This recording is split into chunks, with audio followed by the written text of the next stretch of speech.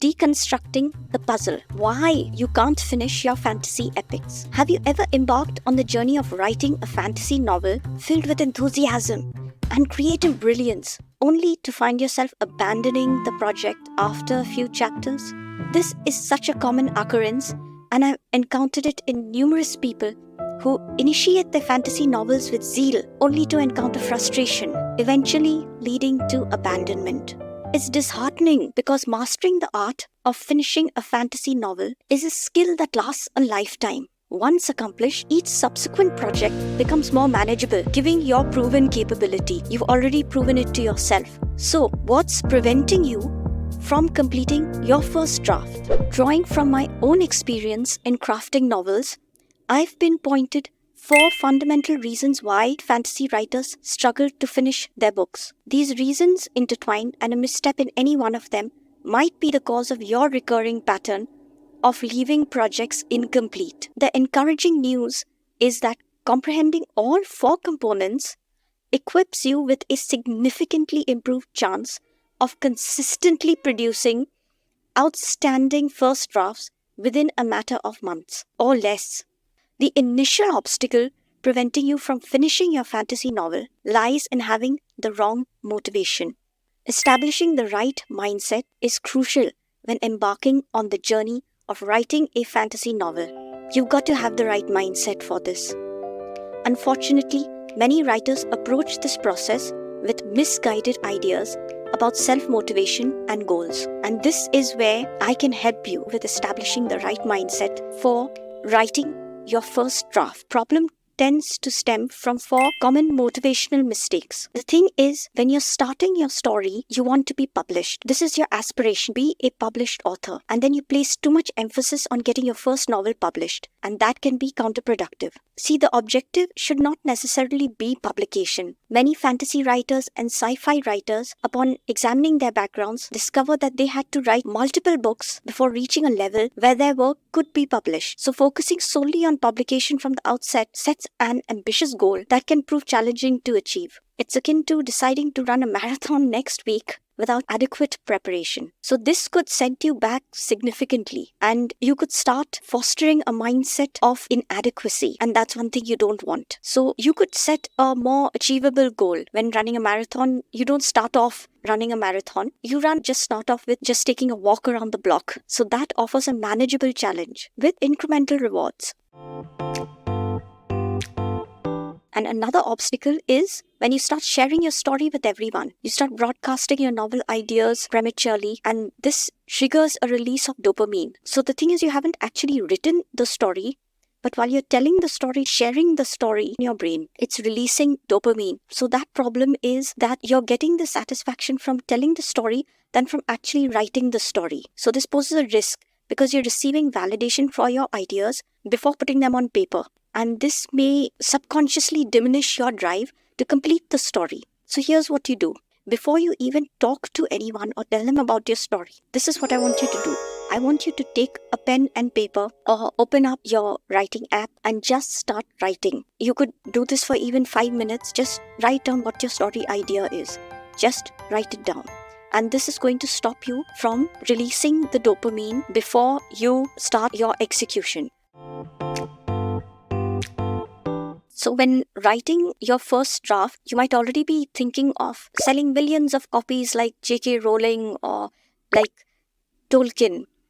Now, you might not want to start off with trying to make an epic like Lord of the Rings, even though that might be very tempting, because that's a big mistake. You're thinking about selling millions of copies, and that's an outward focus. Your focus is now pointed outwards, towards selling millions of copies instead of starting the process itself. So if your success is defined only by achieving a massive sales figure, it's going to become a difficult goal beyond your immediate control. And this goes back to goal setting.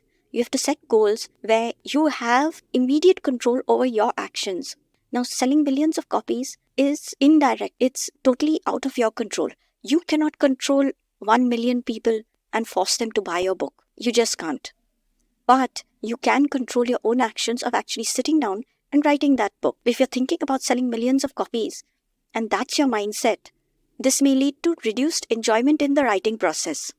So that's going to overshadow your creative journey.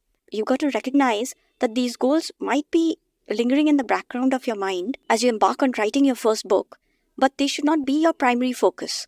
They should be the outcomes or the result from having the right motivation. A way we can make this all easier is to make categories. So you can write in 3 types of categories. The first category would be the hard category. The second category would be a fun category. And the third category would just be easy or mid to easy. So we're going to go a scale, and that scale will be the 3 categories. And we're going to use that scale twice. So you're going to write in these categories based on writing and or marketing. You're going to put on these categories what would be easy to write, what would be hard to write, what would be fun to write. In the category of writing itself, you shift it around within these categories. The types of stories that you would find easy to write, fun to write, and the types of stories you would find hard to write. And from your own experience, you would know what you would consider hard to write. So we're going to leave the hard to write stuff aside. And because this is your first draft, you're just going to concentrate on the first 2 categories. Either it's fun for you to write or it's easy for you to write. And easy could be a little hard as well. You could shift it up into a slightly harder area where you put in a little more detail and a little more effort. And we're going to do the same thing with the marketing part. So you're going to write down which stories would be easy for you to market or fun for you to market within your kind of personality and your characteristics. You are going to make it about you. You're not going to make it about what somebody else has done, because they have their own personalities and the way they like to do things. You have to adjust according to yourself. So you're going to choose something that is going to be easy for you to do or fun for you to do, and easy for you to market or fun for you to market. So if you're going to choose something hard to write and hard to market and just hard to do overall, you're making life harder for yourself. And you're starting out with a mindset that it's hard to do. The thing is that we've been taught a lot that the hard thing to do is the right thing to do. Now, while that might be correct in some instances, you have to see the context. If it is hard for you to even start off, you're never going to get it finished. And this is writing. It shouldn't be something hard to do. It should be easy to do and fun to do. So we might go with a Japanese kind of diagram from this book, and I've sort of modified it for writing. So you're going to choose some of the kinds of stories that fit within that central area or within some of the intersections of what you love to do and what people would like to read, what you would like to write and what people would like to read. So those are the kind of intersections that you will choose. I'm just telling you what is the easy thing to do. So one of the next things that writers really mess up with is planning. So you need to have effective planning, and particularly outlining. This has been the most valuable skill that I could gain in my writing journey. When I first started writing, when I was a kid, then I was just writing and writing and writing. I didn't know about outlining. I didn't know about introductions or endings.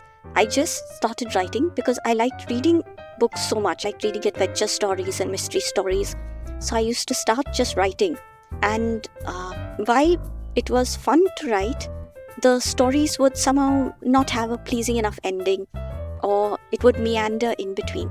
And that was fine with me because I was just writing. So now what I do is I outline my story beforehand, and I had a look through several short courses online, and I took several of them and just sort of combined a bunch of them in what has become my writing process. And my writing process is always evolving, which it should. My most valuable skill in writing is planning the story. So I start with an outline, which is just a basic outline, a simple draft, and I started writing and I ended up finishing it in just 30 days.